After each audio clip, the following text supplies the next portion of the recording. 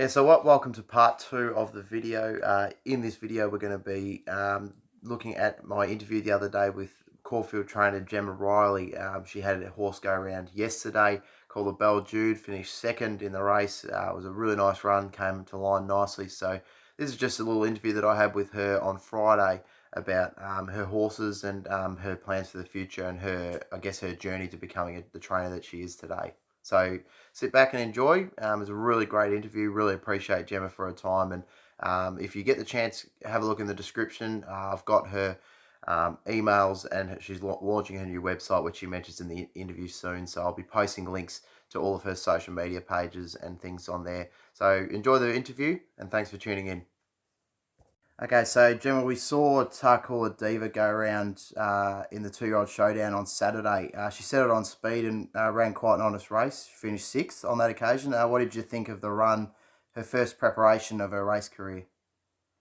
Overall, I was really happy with the whole horse's prep. I thought probably next prep where she'll get a chance to just come in and go through her grades. She didn't really get that opportunity this prep. Obviously, they had the Bovis Gold and the Bovis Size races on offer for the big prize money, so we sort of had to look at those options. And we took her to a hard race, the Bovis Gold Rush first up, and she missed a kick and found a bit of trouble and didn't quite get a run. So then, we thought, okay, this is probably not enough prize money to get into the showdown, which we wanted to head to the showdown second up. We thought, okay, the $5,000 isn't going to be enough, so we sent her to the races on the Saturday. We rode her forward because she obviously missed the kick to start before. We wanted to make sure she was there. She sat outside the leader and it worked out well for her. She ran second. She ran a really good race. So, in hindsight, I think we probably shouldn't have rode her that far forward in the showdown, and she was backing up. So I would have liked to have got there second up, but overall, we're really happy with the horse's prep, and we're going to have a nice 3-year-old in the future.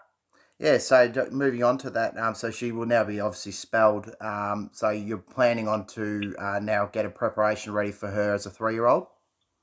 Yeah, so she's going to spell now for roughly 6 weeks, and then she'll come back in and we'll sort of bring her in a fraction early so we can just learn a little bit more about the horse. I think she'll be best if we just let her jump and land where she's comfortable, or maybe ride her a little bit behind the speed, because we know she's got the turn of foot and we know she's got the sectionals, but I just don't think she's going to appreciate being, ridden in the first 4 like she had been this prep.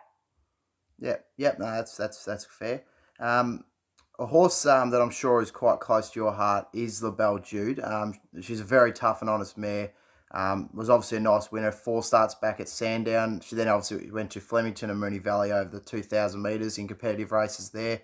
And then obviously last start she came out of Geelong on a heavy 10 and won really nicely over the 1750. So what are your plans for her now? Are you going to step her up in trip again or keep her around that type of distance range? Yeah, so it's a little bit frustrating at the moment. There's not many races to this horse. She really, 1800 is her pet distance, and there's no 1800-metre races at the moment at Hillside for her. So it's not a bit frustrating finding the right race for her, but she'll step out at Geelong on Sunday again. So she'll be in the exact same race, another 64 1700, which brings her up to 62 kilos. So she'll be the top weight. We're taking a punt on Will Price, and I had Will Price in on Saturday to do a little bit of track work on her to make sure he gets along with her. So he's going to ride her and bring it back down to 60 kilos. So it's a very winnable race for her. Excellent. So you like her chances for Sunday?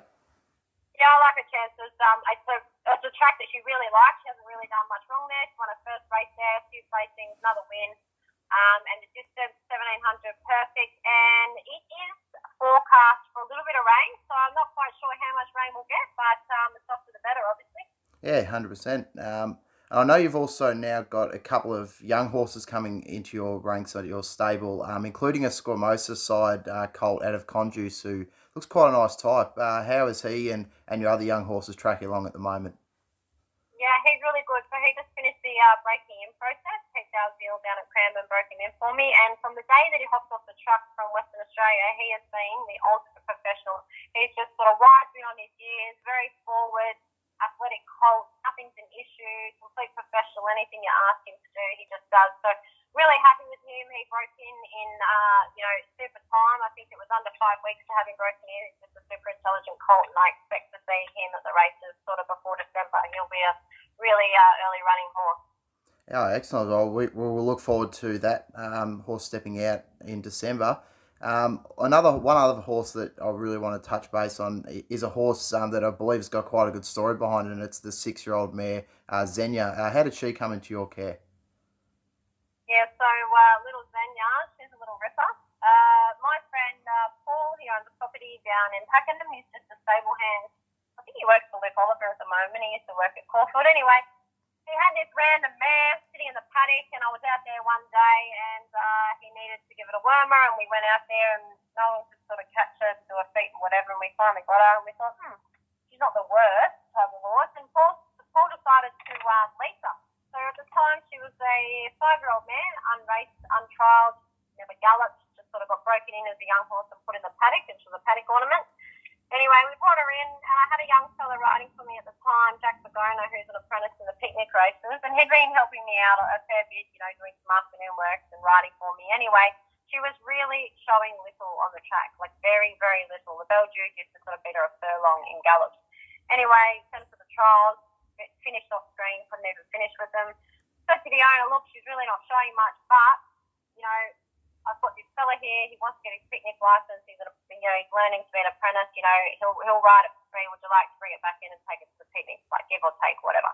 She went to the picnic, she won 2 there, should have won all the starts at the picnic, just a couple of failures there, but should have won them all, and now we've brought her back to the professionals, and she's won 3 at the professionals for us, so she's no star, but she's very honest, and she always pops up when you need her. That's the way you like to see. You like to have those horses that are just ones that do mean quite a bit to you, and obviously they may not be the absolute superstars, but they're the ones that go out and they give their all, and that's exactly what you want from them. Yeah, exactly, and just from where she's come from to where she is now, it's just it's so proud. Even if she's going out there and she's only winning a 58 at Terang, it's so good to see her out there just winning because, she's just so tough. She never gives in and she really fights back. She's had horses that have come up at her at the top of the straight, come past her, and she's still kicked back to win. Like, she's just a real go-getter. Yeah, that's fantastic. Now, moving on to your story, I guess, coming into being a trainer. Obviously, you were a stable rep for Mick Price for a little while. How did that come about for you initially? How did that come about? I'm not too sure, to be honest with you. I was working for Simon Miller. I was travelling with some of his horses to the carnivals, like Queensland Carnival, after I finished my apprenticeship. I obviously spent a few years with Simon with my apprenticeship, and I just sort of said to him, after I travelled with some of his horses on my own, I really got a taste for what it was like to be a trainer. I'd always sort of wanted to train, and I was more interested in watching the vets, trot up the horses at the end of the morning. I was more interested in taking my horses that I worked on during the week to the races than what I was actually focused on being a jockey. So it was always, in the back of my mind, but it was sort of, it's a bit hard to, tell people that's what you want to do. Anyway, I said to Simon, look, I want to train. What do you think I should do? So he said, why don't you go to Melbourne and learn a bit more? So I did, and I just sort of found Mick Price and, was just a track rider, started, working quite hard. Next Sunday, started driving the float, taking all these horses to the country. And then in the background, I was working on getting my trainer's license, building the bank balance up and doing the necessary courses that I had to, getting all the experience and obviously drawing information from Mick. And I just said to him one day, I'm taking all these horses out to the bush. There's no one here to represent you. Why don't I do it? And he allowed me, and he talked me through a few of my first few interviews and let me know what I was doing wrong. But yeah, in the end, it was a good working relationship, and it worked well for him, and it worked well for me. And there was a lot of people calling up saying, who's this girl and whatever, and got quite a bit of interest, and so it was a good working relationship there for a while. Yeah, that's fantastic. So then, following on from that, what was the process to then obviously going from working with Mick Price to then becoming your own, I guess, becoming a trainer yourself? Yeah, so I got my trainer's license maybe 3 years ago, and I just sort of had, my first ever yearling that I bought was the Belgique, so I just sort of had her, and I rented a few boxes. Initially, I couldn't get permission to train at horses, so what I was doing was working at Mick's early in the morning. I had someone feed my horses at Cranbourne, and then I'd go down at about 7 o'clock and I might work my horses at Cranbourne. And obviously that's not the way to do it, but I was dead set that I was going to get into the Caulfield, and I just kept pushing and pushing me, and eventually Brendan McCarthy released me a couple of boxes, so I'll just work with Nick and then do my horses at Brendan before or after Nick. And eventually, the winners started rolling in, and I built up my client base, and I got some more horses, and I slowly, eventually, over a couple of years, was able to start stepping out of my room. Yeah, okay, excellent. Now, what are some of your short-term, long-term goals as a trainer? Obviously, you got your plans with your horses for starters, but then also you personally as a trainer, was there certain things that you'd like to achieve? Yeah, so my short-term goals, I just would like to get a few more horses in the stable, and obviously Caulfield's going to be closing, in the next 2 years, and we're not quite sure when at the moment, but we'll eventually be closing. Now this is a big goal, but I'm going to come out and say it. Before I leave Caulfield, I really want to win the Blue Diamond, so I'm not sure how I'm going to achieve that, but that's a goal of mine. Long-term goals. So I'd just really like to win a few of those big races. Like I'd really like to win, obviously, a Blue Diamond. I'd really like to win a Skinny. I'd really like to win the Swept.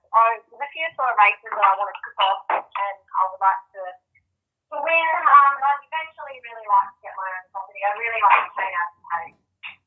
Yeah, that's some fantastic. That's some pretty good goals. So obviously you'll be, I guess, a lot of those races in particular obviously involve 2-year-olds and 3-year-olds. So that's going to be your target now. Obviously, you want to get some new additions into the stable. So you're going to look to expand your stable with some new additions over the next couple of years, or are you looking to do that in 3 or 4 years, or what's the go with that?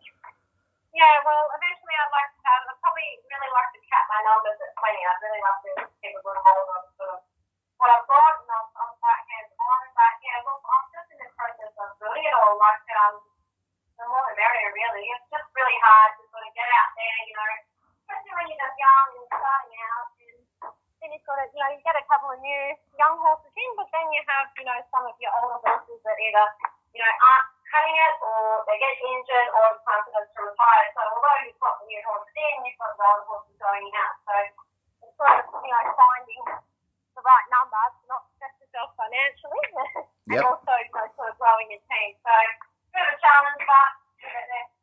Yeah, no, that's it. Well, obviously, moving through to that, you've got some owners in your horses already. Obviously, if you look to make new additions, how important is it to obviously extend your owners from here? But also, how big of a support have those owners that you've got now been for you? Oh yeah, excellent. I've got some really good owners. One of my first owners actually, Gemma was my first person that bought into the Belgium, and he's been a massive help for me. So he's the president of the Thoroughbred Club, so I head along to all the events there, and hundreds of people at those sort of events. And through certain people, I think introduced to more people, and then you sort of you get your name out there a little bit, and you get introduced to certain people, and then they might just take a little share in a horse, but then I'll be happy with the job that you're doing. I'll be happy with the communication, and eventually you sort of just build from there. But all my owners have been big support, and I found the owners that have sort of stuck with me the whole time, they're actually sort of more happy for me when the horse wins than what they are for the actual horse winning. They're just really supportive. Yeah, it's fantastic. It's really good to have some owners that are big supporters of you. Obviously, you obviously give them the horses for them to obviously get a bit of money out of. But it's even more important when they're a big supporter of you personally. So that's good to hear. Yeah, exactly. So if people are interested in your story or looking to get on board with you, where can they go about finding that? Yeah, so at present, I'm actually getting my website built. So there is a homepage, grracing.com.au, and that has my email, Twitter, Facebook, all that sort of stuff on there. So you can get in contact with me through there. I've also got my phone number, or you can find me on any of the social medias. You can find me on Twitter, you can find me on Instagram. But I would suggest that my website should be fully up and running within the next 2 weeks. Yeah, but at the moment, if you go to grracing.com.au, there's just a homepage and it's got all my contact details, so you can contact me through either one of those avenues.